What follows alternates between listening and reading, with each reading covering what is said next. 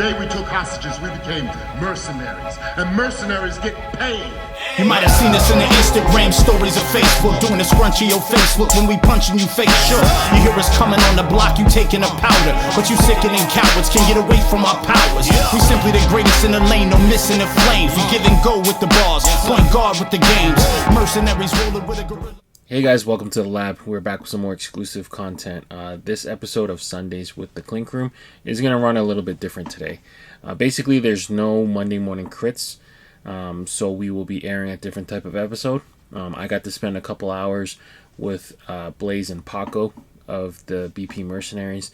You'll know them from their music, hopefully. They wrote and performed the Views from the Vault theme song. By now, that theme song's been heard over a couple million times. And also anything to do with the Clink content on this channel, they're the ones that I use their music to intro and outro. So good friends of mine, known them for a long time. They've treated us really well. So I thought I would take some time to give you guys some insight on who they are, kind of where they got their start, how they met, and how they got involved with the Clink Room. So we did design a couple hats. We will not be airing that content just yet. We're going to be getting that those hats into production first. But for now, this interview with them, hope you guys enjoy it. Let me know in the comments what you guys think. And yeah, hope you guys enjoy this episode. Hey guys, welcome to the lab. Leon here. I'm joined by two special guests in the house today. This is another episode of Behind the Brims. This is a little bit different. This is going to fall under the Clink Room series, and I'm going to try to do my best to highlight different personalities and artists and collaborators that have worked with Clink Room. And I couldn't think of two better guests to get us started with. So Blaze and Pac, you guys make up the BP Mercenaries. I wanted to get you guys in the lab to, number one, allow people to get to know you guys a little bit better, and number two, remix some hats. So right, that's exciting. So first and foremost, how did y'all two meet, and kind of describe y'all two's relationship? Like, how did that start? Because I don't think this is an overnight thing. You guys have been at this for a while, right? Indeed. God, where did we first meet? Now you make me sound like I'm old, because shit, I can't remember the first meet. I have an idea. I think the first time Blaze and I met, so Blaze ran a website called ArizonaBeats.com. Okay. It was basically a message board that encompassed all of like Arizona hip hop producers and MCs and everything there. And Blaze had, and a couple of other people were in a conglomerate called the Council. And I think Blaze and I's first meeting, like face to face, was the listening party. It was like you, me, Cisco. I think Cisco was there. It was at the old studio. It was at the old Council studio. Oh, you're talking about at the boardroom. Okay. At the boardroom, yeah. So that was what? 07? Oh, I don't. Yeah, somewhere around there. It's got to be. Yeah, because that 06, 07, 08 area is where we started doing stuff at the boardroom. And that would have been where we did the little listening party at the boardroom. So yeah, it would have been somewhere in those 2 or 3 years. They're all a blur, especially when you count the fact that they're like 20 years ago. So exactly, so that's a long time. I have enough trouble remembering earlier in the week, let alone a decade ago. But don't ask me what I just ate for dinner. I'm telling you, man. Yeah, but it's been a long time. We definitely have. We've been doing stuff musically. I think our music connection is funnier than the regular meeting thing, because the way that I even asked Paco to do something for the first time for work, doing some work, I just happened to see him on Facebook. I went in a post and I said, what I gotta feed you to get out of retirement. To get out of retirement, and drop me some beats and whatnot. And so we laughed about it, but from there on, we've been rocking steady, doing stuff. Obviously the BP Mercenaries stuff, but we've done some other stuff outside of just BP Mercenaries, along with a couple other collaborations. Collabs with our own folks, collabs with the Gladiator Pen, you name it. But then over that period of time, we started wondering. I think Paco's the first one who found the Clink Room. He introduced it to me. I was all excited. We were amped, etc. We thought it was kind of dope that people were basically submitting designs, and that everything essentially was made up of the community. We thought it was dope. I don't draw well enough. I'm not an illustrator by that to that level. Paco's in the same boat, but we wanted to be a part of the community. We wanted to be engaged, involved. We wanted to do something. So we thought to ourselves, let's do what we do. And bring that to the Clink Room. So that the first song we did is actually kind of a play off of another song Paco and I did together. And the song's called King Kong. And so when we were thinking about, hey, let's do something that we do. We took that King Kong song and flipped it. Rewrote some verses, rewrote a few things to make it sound proper, and that's where Clink Kong came from, which is it's been on the ads for a while, and so after a while we did a few other tracks, primarily stuff from both the encrypted releases as well as the some of the old 1.0s and whatnot. We sent them over to Casey. It was one of the funniest things. Paco tells this part way better than me. But so we just we just fired over basically a full CD via email, and go ahead, you finish it up, Paco. So basically, we after we sent Clink Kong over, Casey really dug it, and he goes, "Dude, like this is now my son's like favorite song." And so Blaze and I were like, well, why are we going to stop here? Why don't we just pick the designs that inspire us and we'll send the whole thing over? And so we did. We recorded it. Blaze recorded it over at his house. And one night I came over and we did the vocals for the Trashicals versus the Tigers. We did all the vocals, all the ad-libs, everything there. So it's really Blaze and I on the track. And we sent it over to Casey. And we're like, hey, whatever happens, happens. And we didn't hear back from Casey for like weeks. And I'm just thinking, oh my God, we sucked that bad. So I shot him an email back like, hey, did you get a chance to listen to that? He's like, no, we've been on the traveling. Because if you remember back in those days, back in like 2010, 2011, somewhere around that, they actually had their own bus with Brandios on the side, and they took it from San Diego to winter meetings in Florida for MLB. And they're like, no, we've been at winter meetings. We're going to listen to this all the way back.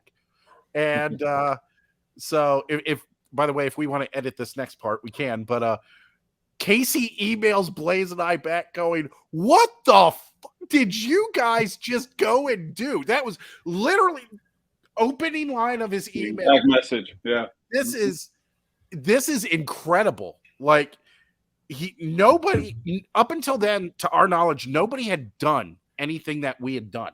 Yeah. Nobody had taken any like hats, any customs, and made a whole soundtrack behind them, let alone the Black Tigers versus the Trashicals. On most of our Clink releases, we have a trilogy, and it started there in 2012. So there were 100 CDs pressed up.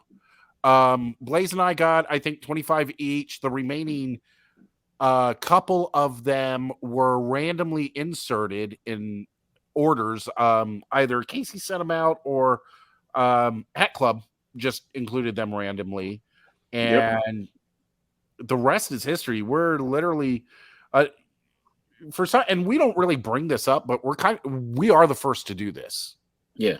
In this space. So And honestly, it makes me smile when other people do it too, knowing that, hey, there's, like I said, there's enough space for everybody Mhm. in here. So we don't sit there and go, we're the first ones. We're the, no, dude, just, we are, but You're either first or you're last. I still remember the feeling when you guys did it more recently, and when I say more recently, I'm talking 2-3 years ago. But seeing you guys doing one for us being Tony and I for the Capologist, I was like, oh, that's super badass because I ain't never had anyone write a song. Reaper. Yeah, Reaper Kong. yeah, Yes, sir. Reaper Kong. Oh my God, that was a scramble. yeah. That was a Yeah, little scramble. yeah, Because yeah. Blaze and I go, oh, Reaper Kong. We should do something with this. Because wasn't that a Hack Club remix? Yeah. He ended up so he released the first one with Clink Room 2.0 and then Hack Club brought it back. And when Hack Club brought it back is when we kind of seized on it. I don't even know why I don't even know what made that one in particular the one we were like, hey, we got like 48 hours. Let's do It was something ridiculous, bro. It was something ridiculous. I hit Paco up early in the morning. I'm like, hey, bro, what do you think about doing a quick joint for Reaper Kong? He's like, hey, that'd be kind of dope. I was like, yeah, but we got to do it like by tomorrow. And he was like, oh. He's like, yeah. oh. So yeah, it came together quickly. We were excited. We wanted to pop out with that. Since it was a remix and it just felt like a good opportunity to jump out there and throw some support behind it. Mm-hmm. It doesn't hurt that we all, that we loved it. We love the hat anyway. I have one, but I was yeah, man. It's dope. I mean, I know for me at least, I won't speak for Paco for this, but I know he's very much in the same boat. But for me, it's exciting to to take a design that some creative did, that they basically birthed out of their brain power and skill, and it's always a thing for us to do it justice. We want to make sure that what we're doing is an extension of the design of the character of what that artist did. Because again, us as artists, I love for people to take my shit, flip it around and do something different, or link me in on something. I love it because it demonstrates an appreciation, right? So when it's done respectfully, and while we usually don't necessarily reach out to to the designers, to the artists themselves, I always just look at it like we want to make sure that people know what you guys do is really dope. And we're just adding a different element to it and trying to make more people see what we do and what you do. And, it's mutually beneficial. And obviously it continues to benefit the community. And it's best of both worlds. It was great. Yeah, you guys also did an instrumental for another one of my favorite hats too, the Bot Pirates. So that was hell yeah. That was really fun. Hell yeah. Yo, that was a design that we selected, and I'm sitting here going, I have no idea what I'm going to do with this. I have no idea. Yeah, it just things just started bouncing around, and so that's what we do. We like to see hats that like really inspire us to do something behind it. Yeah, that hat it just makes me kind of reminds me of like the times, like that was like at the pinnacle of like hat hype and everything coming back and stuff selling out and people complaining and kind of like that crossover too because it's done with such purposeful MLB colors, with the Pirates double entendre. Wink. Yeah. So I just now realized that. Yeah. Really? Really, I didn't. Yeah. I didn't even make the connection. I'm just like, God, the first time I saw it, I just chuckled because I was like, oh yeah, Pirates. Yeah, yes, Pirates. Yeah, Pirates. I love it. No, I love it. It's funny about Black Pirates though. I will say, that whole album was us flipping our usual formula. We like to make changes to what we do. We like to have some common threads throughout our projects. So that, if you're a fan and you've listened for a while or anything like that, you'll catch kind of familiar things that we do. But in this case, we wanted to kind of flip our formula around. typically we only do about 1, maybe 2 instrumentals on on a project. And so on this one, I actually, I mentioned it to Paco. I was like, yo, what if we do it the opposite way? What if we do like, a bunch of instrumentals mixed in here? And then, and I'll just kind of play the background. So there's even the songs on the same one where I think I only have one verse on Mechacon, or no, Mechacon was an entire track. Ghost in the Shell. Ghost in the Shell. That's the one I'm talking about. Yeah. Ghost. Yeah. There we go. Yeah. So we wanted to flip up the, change the flow of things a little bit, and Bot Pirates was one of those. And it was really funny for me watching Paco pull his hair out trying to figure that one out. But he was like, it was never one of those situations where he's like, nah, get rid of this. He was just like, man, this is crazy. And there's a couple of iterations that he did that I heard, obviously I heard. It went through its iterations. So to see what it ended up being was really exciting for me too, because, again, it's kind of like, all the other designs within the Clink. It's like seeing that come from basically nothing, and then turn it into something that, a lot of people love and a lot of people like and enjoy. And, that's the part. That's what makes it worthwhile, dude. Yeah, that's awesome. And you guys are also the masterminds of the Views from the Vault intro music. Yes, sir. That thing, I don't know if we intended to or not, but it's by now it must have got over a couple million listens to it. So you guys blessed us with that. I'm forever thankful. You guys didn't ask for anything in return other than just use it and run with it. Run it. Yeah. So I'm forever thankful for y'all too. And it wasn't like instant. So like just to give everyone some insight, like when we first had it, it had to be changed from the original a little bit. And it might have to be updated once more to add another name, because because there's a part where you spit, so it's like Pierre, Leon, Jason, and then in my head I'm always hearing like and snap, but it doesn't, like the song doesn't say it. But I might need to I might need to jump in there and make some adjustments, dude. You know what.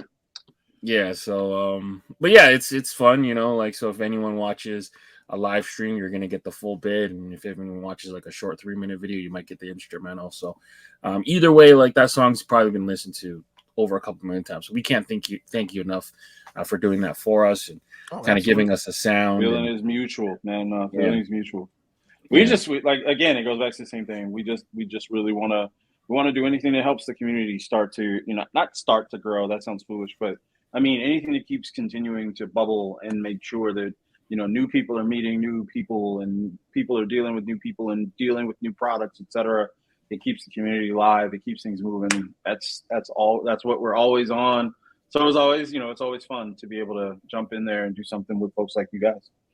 Yeah, and like as creators too, it's like you just took away so much headache. Like, we didn't have to worry about using a song that might get flagged later, or right, copyright or whatever. So that's one of the reasons why when I launched this channel, and I knew I was going to be involved with Clink, like, I knew, like, hey man, I can't do any type of Clink content without using y'all too. So that was absolutely, that was like a perfect match for me. I want to make sure you guys might have been the first people I ever told, to be completely honest, that I love it. Actually, come to think of it, we might be, because that was only a couple days before we went to San Diego. Yeah. It was. Oh, hey, I'm doing stuff with Clink. Oh, funny. Hey, we're talking to. We're about to go down there. Like, you're like, I'm packing my bags. I'm on my way to see him. I'm like, oh, okay, so he'll fill you in too. So we're good. Yeah. I get everyone like always assumes like, oh, you've been working on this for a long time, or you didn't know. I'm like, nah, we didn't really know. So this came really quickly. Yeah, very fast. But man, it worked. It's beautiful. Mm-hmm. Yeah. So yeah, any of the Clink Room content powered by these two, any of the songs that you hear, you're like, hey, that's kind of catchy. It's because of these two guys. So really appreciate you guys opening up your library for me and kind of letting me pick and choose. And it's fun kind of curating the songs and stuff. So definitely. But before we go, let people know where they can find you.